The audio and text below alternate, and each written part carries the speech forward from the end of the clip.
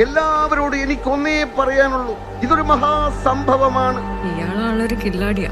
ചുമ്മാതാണോ പോലീസുകാർ പോലും ചൊല്ലു പറഞ്ഞത്?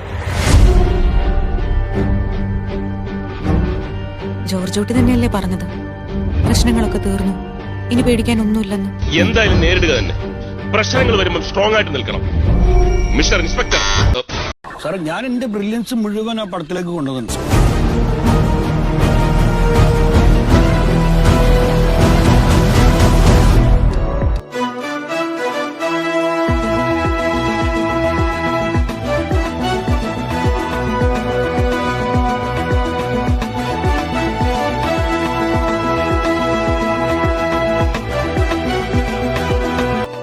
പഴയ കേസില്ലേ, അത് ഞങ്ങളിപ്പോ അന്വേഷിച്ചോണ്ടിരിക്കും. നിങ്ങളാരാ?